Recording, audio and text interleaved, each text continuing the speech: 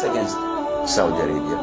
Shia, number one, and super Sufis, and those who hate Quran and Sunnah. Because imagine me, Sheikh Asim, if I want to be extremely rich, can I be? Using my deen, my religion? Wallahi, in less than a year I can be a billionaire. If I sell my deen, if I make gatherings and Prophet sallallahu alaihi wasallam, oh Prophet of Allah, our beloved Prophet, Sheikh, I divorced my wife 3 times in one, no problem, don't do it again, Yalla, Bismillah. But you know, I have a problem with payment of the house. And Sheikh, this is a check, $100,000. Okay. And I can make money in no time. So those making profit and money, like these people with the green cover or green turban or green, everything is green. Our flag, by the way, is always green. So those people are making money. They look at Saudi Arabia, at what Saudi Arabia represents, and they talk against it. Because this way, they can bring more followers to them. Now, Saudi allies itself with the West. This is true. Our weapons come from USA. We depend a lot on the technology coming from USA and from Europe because we don't have this. You in Malaysia did the same, but you managed to develop yourself. So you had a plan, taking the technology, transferring it, and operating it afterwards. We failed in doing this 100% due to many reasons, but we still are dependent, and we're trying to diversify. We're trying to go to other countries so that we're not dependent on America anymore, alhamdulillah, and this is making America very angry and very upset. Fourthly, our attack on Yemen is not based on interest in territory. Because if we wanted Yemen, we could have taken it 70, 80 years ago. We are the only country for the past 30 years giving and pumping money to Yemen. Do you know that the Yemeni airlines, planes are a gift from Saudi Airlines? All of it. All the hospitals, King Fahd Hospital, King Abdullah Hospital, they built it. They financed Yemen for the past 30 years because they are leaders. And that is it. No interest. No questions asked.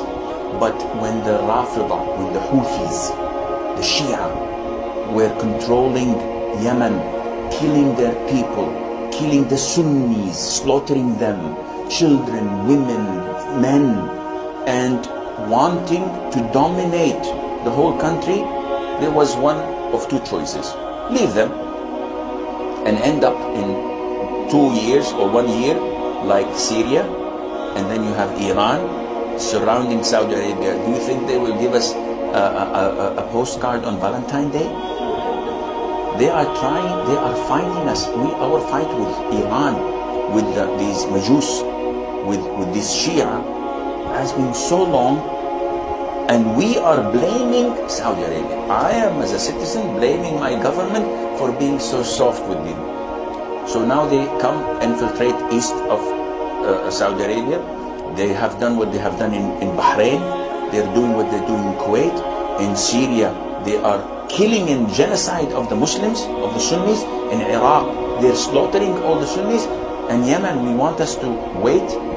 The Yemeni government, the legitimate elected Yemeni government, came to Saudi Arabia, begged Saudi Arabia to do something. Saudi Arabia called Muslim countries and made a coalition, and they agreed with an approval of the United Arab, whatever they have, this UN, but in Arabia, and they all started to target surgically places of the rebels, of the enemy. Okay, there might be mistakes and civilians die, but is it even close to what is happening in Syria?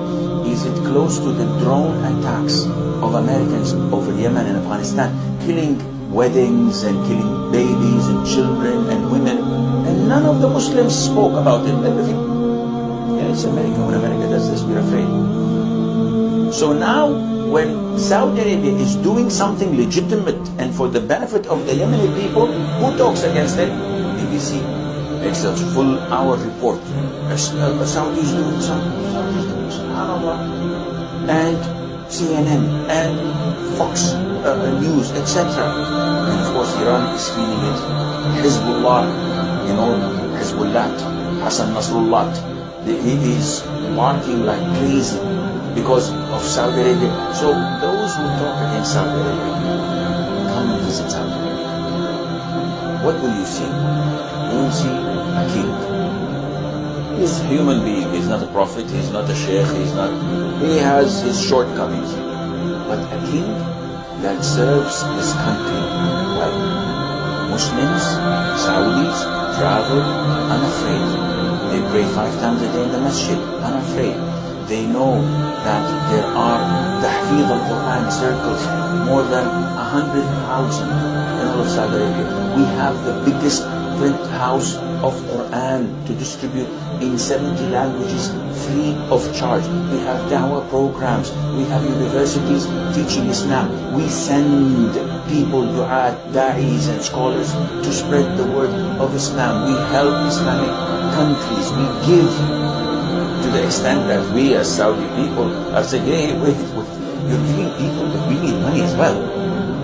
We are condemning our government of giving everybody else, but we tell them, no, we want this money.